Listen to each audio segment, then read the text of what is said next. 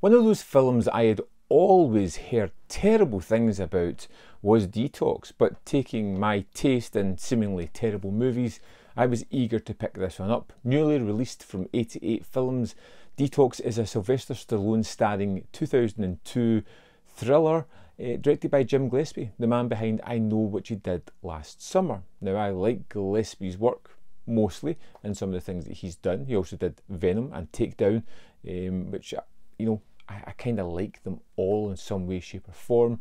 D-Tox was a 55 million budgeted movie, and it kind of follows on from a lot of movies that were inspired by Seven, you know, the hit well.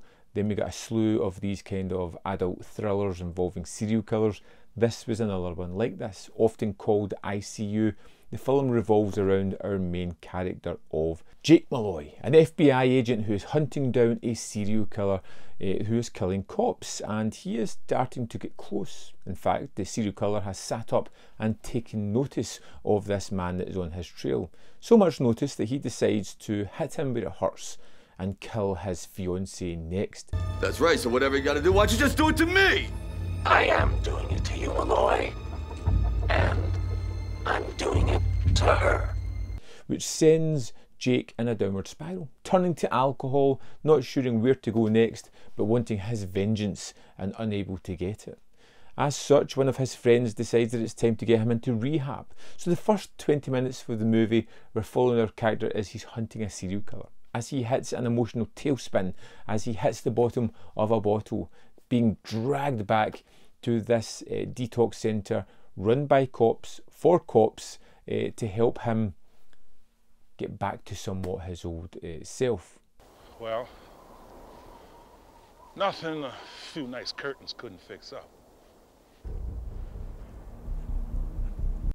Unfortunately, this is in Wyoming during the height of winter. There is going to be a massive snowstorm, and it could be that the killer is amongst them, waiting on Jake to get there to start killing people off and causing all kinds of shenanigans. And it does feel very much like Seven for that start-up of it. And then it moves to a setting that I found very reminiscent of The Thing.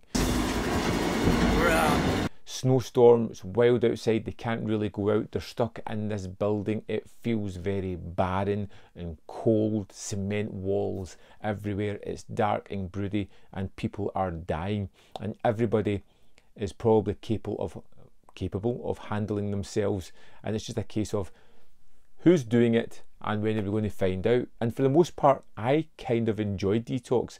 I found Stallone to be rather charismatic at the start of it, especially when he's picking up that ring, and it's nice to see him be such that kind of warm character. There is some hokey parts later on. There's a moment where he's having a nightmare in the detox centre, which was just, well, kind of ridiculous, but you know what? It's part of the aesthetic of this film.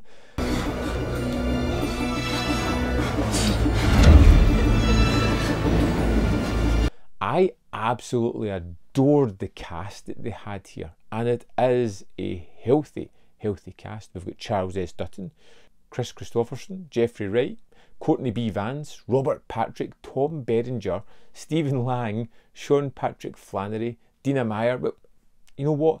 There is just one hell of a cast here, and it's great. Some of them are chewing the scenery, like Robert Patrick, but nobody does it better in my eyes when you see him do that kind of thing, that kind of aggressive character where you're like, you know they're going to get their comeuppance one way or another. You're just kind of waiting on it happening. The payoff for this one is just, it kind of runs into that problem that a lot of these movies have, where it becomes stereotypical, and we have this over seemingly educated bad guy who wants to give these large statements and speeches before being dispatched, who has some kind of grandiose, but we don't care. It just becomes a little bit too familiar in these movies, but it still rushes towards that finale, which is fine. There are some inconsistencies throughout the plot, but I just don't care, because it's a fun movie.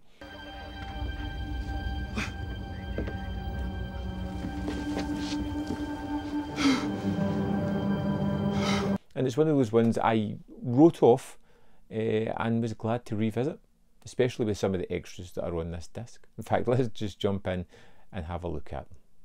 Here we are in the disc for D-Tox. We're going to go to the special features. First up, we have the D-Tox Director's Cut Final 2022 version. This is 1 hour 29 minutes and 49 seconds. It's much of the same movie that's on the disc, only it's cut differently out of chronological order, and I think it adds something as well. It's quite interesting. Next we have official production design artwork montage. Here we have some scenes from the movie cut with the production design artwork, which is kind of fun and interesting. We get 8 deleted scenes in standard definition. We have 9 archival interviews from all these wonderful people, and we have the UK theatrical trailer and the USA ICU trailer.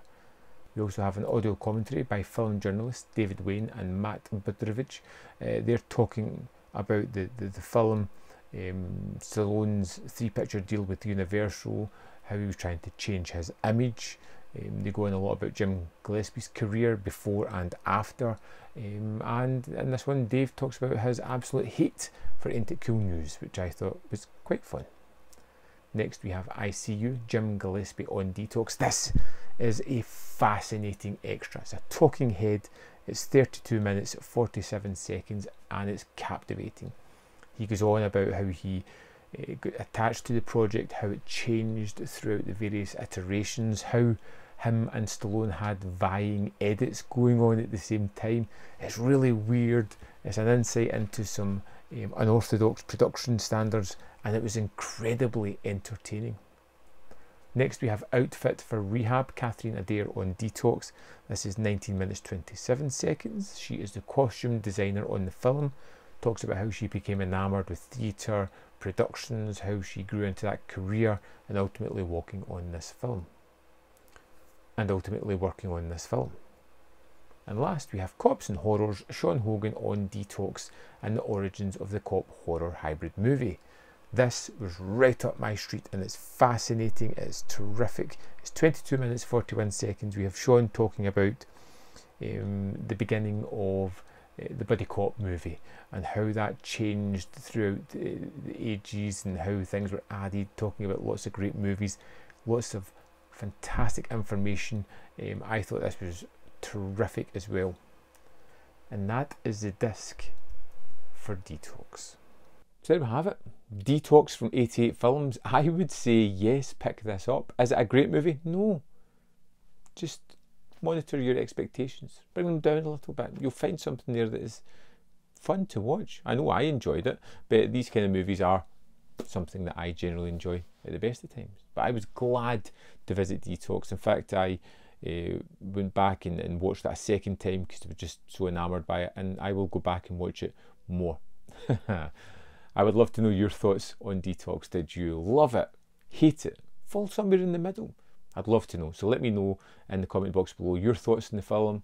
If you've seen it, are you picking it up, whatever, we can have a little chit chat about it. There is more content up here if you want to see more of my stuff, and in the description box below are links to the Patreon, the membership program, and manvfilm.com. All ways in which you can support me. Thanks for watching.